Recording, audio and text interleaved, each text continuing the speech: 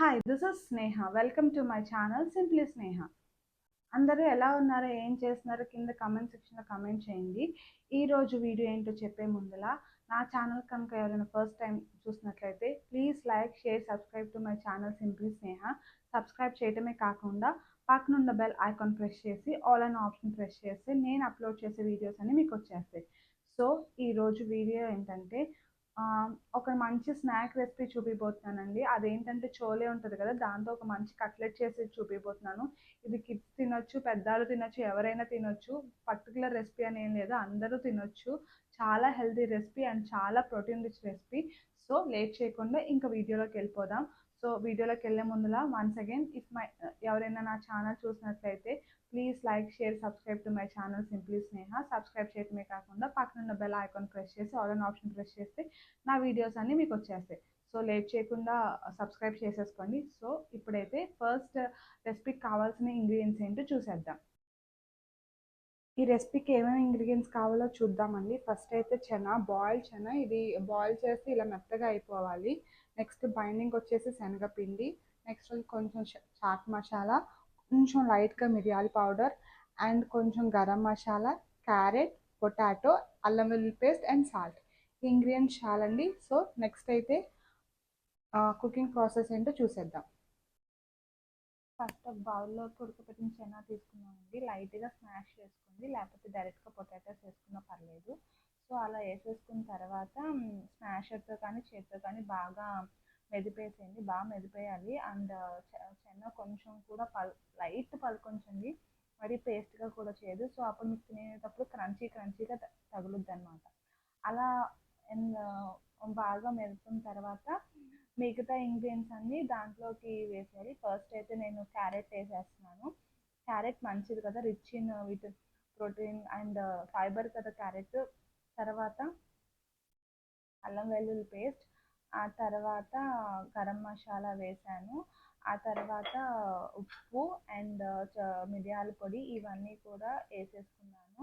లాస్ట్కి చాట్ మసాలా వేసుకోవాలి. ఒకవేళ చాట్ మసాలా లేకపోతే దాని బదులు మీరు లెమన్ జ్యూస్ వేసుకోవచ్చు, ఒక 1 టేబుల్ స్పూన్. ఆ తర్వాత నేను ఒక 3 టేబుల్ స్పూన్స్ శనగపిండి వేసుకున్నానండి. సో మీకు సరిపడా శనగపిండి వేసుకోండి. సో దాని తర్వాత ఇంకా మిక్స్ చేసేసుకుంటామే. మనం ఏం వాటర్ కలపవసరం లేదు, ఎందుకంటే ఆ పొటాటోలో ఉన్న వాటర్తోనే అది బాగా మిక్స్ అయిపోద్ది. సో నేను చూపించిన విధంగా మొత్తం కలిసేటట్టు బాగా కలుపుకొని ఒకసారి సాల్ట్ చెక్ చేసుకోండి. చెక్ చేసుకుని పక్కన పెట్టుకోండి. ఆ తర్వాత మొత్తం కలుపుకున్న తర్వాత నేను చూపించినట్టు రౌండ్స్ చేసుకొని కట్లెట్ రౌండ్స్ చేసుకొని లైట్గా ప్రెస్ చేసుకొని కట్లెట్ ఎలా ఉంటుందో అలా చేసుకోండి. నేను ఒక 3 చూపించాను ఎలా చేశానో. ఆ విధంగా చేసుకోండి. మీకు ఇష్టం మీకు ఏ షేప్ వస్తే ఆ షేప్ చేసుకోవచ్చు. లైక్ హార్ట్ షేప్ చేసుకోవచ్చు, ఓవెల్ షేప్ చేసుకోవచ్చు. పిల్లలకి ఇంట్రెస్టింగ్గా ఉంటాయి కదా, లేకపోతే కొంచెం కట్టర్స్తో కట్ చేసుకున్నా చాలా బాగా వస్తాయి. పిల్లలు కొంచెం ఇంట్రెస్ట్గా తింటారు. సో ఆ విధంగా ఉన్న పిండినంతా బాగా ఉన్న పిండినంతా చక్కగా మంచి షేప్స్లో చేసుకుని పక్కన పెట్టుకోండి.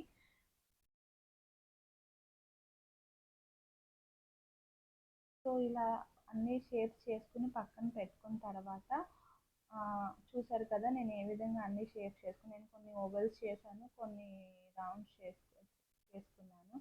ఈ విధంగా అన్ని పక్కన పెట్టుకున్న తర్వాత నెక్స్ట్ స్టవ్ వెలిగించి నేను గ్రిల్ ప్యాన్ పెట్టుకున్నాను. గ్రిల్ ప్యాన్ లేకపోతే నార్మల్ ప్యాన్ అయినా పెట్టుకోవచ్చు. ఏ ప్యాన్ అయినా యాషోవిస్ ప్యాన్ అయినా పెట్టుకోవచ్చు, లేకపోతే బాండిల్ టైప్ ఫ్లాట్ బాటమ్ కొంచెం హెవీ బాటమ్ పెట్టుకొని, సో మనకి మాడకుండా బాగా కాలుద్ది అనమాట. కొంచెం ఆ తర్వాత ప్యాన్ హీట్ అయిన తర్వాత ఒక 2 టేబుల్ స్పూన్స్ ఆఫ్ ఆయిల్ వేసుకొని మొత్తం స్ప్రెడ్ చేసుకోండి. ఆయిలే బెటర్ అండి, బటర్ వద్దు, బటర్ బాగోదు. ఆ తర్వాత ఉన్న టిక్కీస్ అన్నీ పెట్టేసుకుని ఒకవైపు లైట్ గోల్డెన్ బ్రౌన్ వచ్చేంత వరకు కాల్చుకోవాలన్నమాట. అంతవరకు డిస్టర్బ్ చేయకూడదు. సో అలా కాల్చుకున్నాక తర్వాత ఫ్లిప్ ఓవర్ చేయాలి. సో నేను పెట్టినట్టు లైన్గా అన్నీ పెట్టేసుకున్నాక సో ఒకసారి ఫ్లిప్ చేసే ముందులా మొత్తం ఉన్న టిక్కీస్ అన్నిటికీ లైట్గా ఆయిల్ స్ప్రెడ్ చేయండి. అప్పుడు మీకు బాగా క్రిస్పీగా మంచిగా కాలుతుంది అనమాట. సో ఇదేంటంటే హై ఫ్లేమ్లో అస్సలు కాల్చకూడదండి, ఓన్లీ లో ఫ్లేమ్లోనే కాల్చుకోవాలి. సో అప్పుడు మనకి బాగా లోపల దాకా కాలి పిండి పిండిగా ఉండకుండా చాలా బాగుంటుంది అనమాట. సో నేను ఒకవైపు కాలింది తిప్పుతున్నాను చూసారా, ఆ విధంగా ఒకవైపు కాలిన తర్వాత తిప్పుకోవాలి. అలా బాగా రెండు వైపులా ఆయిల్ వేసుకుంటూ కొంచెం కొంచెం లైట్గా స్ప్రెడ్ చేసుకుంటూ ఆయిల్ వేసుకుంటూ కాల్చుకొని లాస్ట్కి ఇంకా సర్వింగ్ ప్లేట్లోకి తీసేసుకొని తినేయటమే. ఇది టమాటో కచప్ కానీ గ్రీన్ చట్నీ కానీ దేనితోనైనా మీరు తినవచ్చు. సో చూసారు కదా నా టిక్కీస్ అయిపోయాయి. సో ఈ విధంగా నేను టిక్కీస్ చేసుకున్నాను. ఈ వీడియో కనుక నచ్చినట్లయితే please like share subscribe to my channel simply Sneha. So thanks for watching. Bye.